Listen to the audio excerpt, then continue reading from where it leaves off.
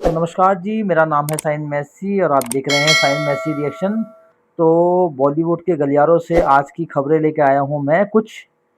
तो पहली खबर है सलमान खान साहब के पिता सलीम खान साहब के बारे में। पिछले 1 महीने से वो मुंबई के लीलावती अस्पताल में भर्ती थे। उनको एक स्मॉल ब्रेन हेमरेज हुआ था, जिस वजह से उनको पहले काफ़ी टाइम वेंटिलेटर पे रखा। उसके बाद आईसीयू में शिफ्ट किया गया और अब उन्हें डिस्चार्ज दे दिया गया है पूरे परिवार की देख-रेख में और हॉस्पिटल वालों की देख-रेख में। अब वो बिल्कुल स्वस्थ हैं और पहले से काफ़ी अच्छे रिकवर हो चुके हैं। तो फिलहाल जो है वो अपने परिवार के साथ हैं, अच्छा समय बिता रहे हैं और कामना कीजिए कि जल्द से जल्द वो ठीक होके और अच्छे से पब्लिक के सामने आ सकें और स्वस्थ रहें। दूसरी खबर है नवाजुद्दीन सिद्दीकी के बारे में।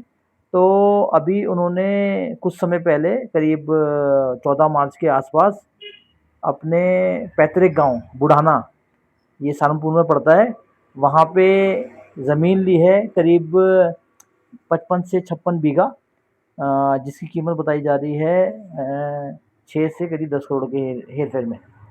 और उनका जब वहाँ पे पत्रकारों ने पूछा उनसे तो उन्होंने बताया कि अपने गांव में आना हमेशा से ही उनके लिए सुखद पल रहता है, क्योंकि यहाँ पे उनके पुराने दोस्त हैं, परिवार है। और ये ज़मीन भी उन्होंने इसीलिए ख़रीदी है ताकि वो अपने परिवार से, अपनी जड़ों से जुड़े रहें और अपने दोस्तों से मिलना, उनके साथ समय बिताना। हालांकि वो बहुत ज़्यादा बिजी शेड्यूल रहता है उनका, लेकिन क्योंकि कागजी कार्रवाई काफ़ी सारी रहती है, क्योंकि उन्होंने जो भूमि है वो कृषि भूमि खरीदी है, जिसे आप एग्रीकल्चर लैंड भी बोलते हैं। तो उसके लिए कई बार कागजी काम में थोड़ा टाइम हो जाता है, 2-3 दिन वो वहीं अपने गांव में रहे। तो उन्होंने बताया कि मैं अपने दोस्तों के साथ था और इस बीच बड़ा अच्छा समय बीता परिवार और दोस्तों के साथ। और अब जो है उन्होंने ये ज़मीन अपने फ्यूचर के लिए, मान लीजिए, कहना उनका कहने का मतलब ये था कि शायद वो परिवार के साथ रहना चाहते हैं अपने, और आने वाले समय में जब कभी वो रिटायरमेंट लेंगे मूवीज़ से, या जब भी कभी समय नहीं होगा पिक्चरों में काम करने का, तो वो आखिरी अपना आगे का समय अपने गाँव में बिताना पसंद करेंगे। और इसी दौरान इंटरव्यू में उनसे पत्रकार ने पूछा कि अब एक हमारे दिग्गज कलाकार, उन्हीं की जॉनर की जो एक्टिंग और मूवीज़ किया करते, जिनका नाम था लेजेंड इरफान खान साहब, अब वो इस दुनिया में नहीं है। और काफ़ी समय से अब वो, क्योंकि मूवीज़ ऐसी आ रही हैं कि वो एक्टिंग वाइज़ मूवी देखने को बहुत कम मिलती है। तो उन्होंने उनसे ये पूछा कि क्या कोई एक्टर ऐसा है, इस किसी में ऐसा मादा है जो इरफान खान साहब की कमी जो है वो पूरी कर सके। तो उन्होंने यही कहा कि वो अपनी जर्नी जीने यहाँ पे आए हैं। और जो वो आज कह रहे हैं, मैं कभी-कभी सोचता हूँ कि ये उनके लिए एक सपने से कम नहीं कि वो जो लोग बड़े पर्दे पर देखा करते थे, उनके साथ वो आज काम कर रहे हैं, उनके साथ पल को जीते हैं। तो उन्होंने बोला कि वो इसको एन्जॉयमेंट करना चाहते हैं पूरा। और इरफान खान साहब के लिए उन्होंने कहा कि वो एक लेजेंड हीरो थे, एक लेजेंड कैरेक्टर थे, उससे ज़्यादा बड़े लेजेंड इंसान थे। तो आपकी जो कमी है लेजेंड इंसान की, वो कोई पूरी नहीं कर सकता, लेजेंड एक्टर की कमी कोई पूरी नहीं कर सकता। उन्होंने कहा ना तो इरफान खान दूसरा बन सकता है, ना ही नवाजुद्दीन सिद्दीकी कोई दूसरा बन सकता है। जैसे अमिताभ बच्चन है, कोई दूसरा अमिताभ बच्चन नहीं बन सकता। तो उन्होंने ये कहा कि लेजेंड की कमी कोई पूरी नहीं कर सकता, और इस बारे में सोचना भी बेवकूफ़ी है कि कोई उनकी कमी पूरी कर पाएगा। तो ये थी नवाजुद्दीन सिद्दीकी के बारे में खबर। तीसरी खबर है सलमान खान साहब की। कल ही जो मूवी का नाम चेंज हुआ था, बैटल ऑफ गलवान जो पहले नाम था, अब वो मातृभूमि में वॉर रेस्ट इन पीस कर दिया गया था। आज उसके गाने का एक टीज़र रिलीज़ हुआ है। गाने के बोल हैं चाँद देख लेना। तो इस गाने को जो म्यूज़िक दिया है वो है हिमेश रेशमिया साहब ने, और लिखा है समीर अंजान साहब ने, और गाया है निहाल और अकोना मुखर्जी।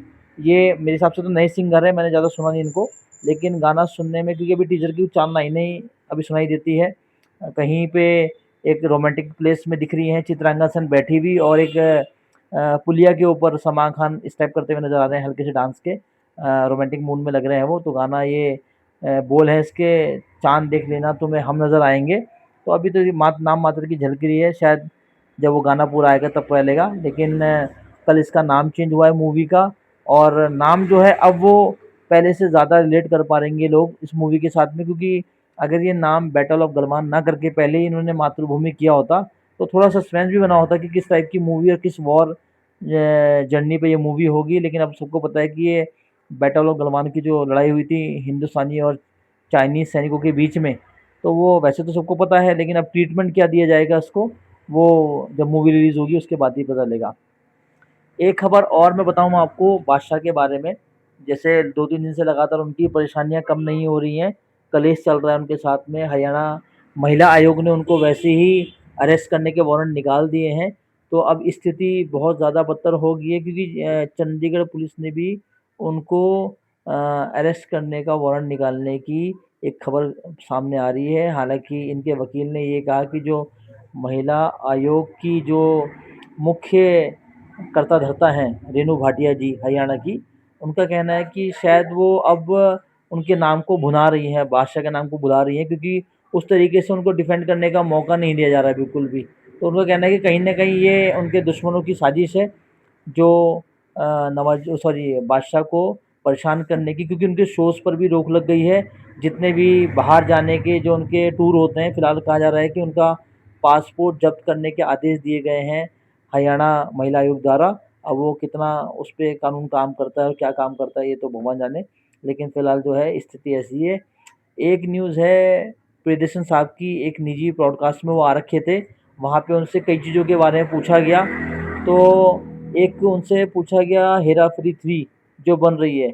तो उन्होंने कहा रिपोर्टर ने कि ऐसा लगता है कि जैसे इस पे परेश रावल साहब ने अड़ंगा डाला है और उनकी वज़ह से मूवी नहीं बन पा रही है।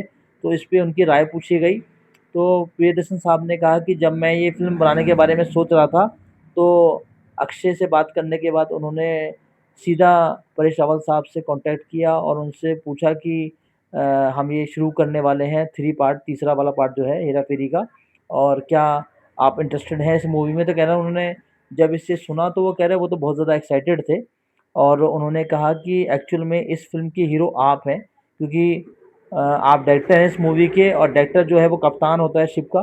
तो उनका कहना था कि वो उन पे आँखें बंद करके भरोसा करते हैं, क्योंकि वो कैरेक्टर लिखा और जिस तरीके से प्रेज़ेंट किया गया था पहली वाली हेरा-फेरी में, वो सेकंड वाली में आपको मज़ा तो नहीं आया उस लेवल का, लेकिन हाँ, क्रिएट करने वाले प्रियदर्शन थे। तो उन्होंने कहा कि उसके बाद ये क्या हुआ, क्यों कंट्रोवर्सी हुई, ये आज तक उनको समझ में नहीं आया, और वो चाहते हैं कि जल्द से जल्द, क्योंकि अभी भूत बंगला जो मूवी है बिल्कुल रिलीज़ की तैयारी पे है वो, तो वो चाहते थे कि जल्द से जल्द ये काम ख़त्म हो और जल्दी से जल्दी वो ये हेरा-फेरी 3 जो है वो ट्रैक पे वापस आ सके।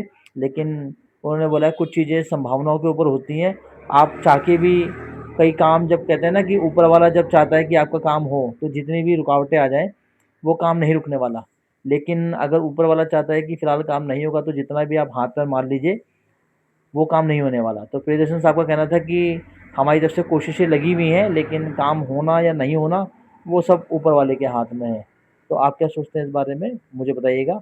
और कैसी लगी आपको आज की न्यूज़? अगर आपने पूरा वीडियो देख रहे हैं तो प्लीज़ चैनल को शेयर और सब्सक्राइब करें, फॉलो करें मेरे को, और चैनल को ज़्यादा से ज़्यादा सपोर्ट करें। धन्यवाद।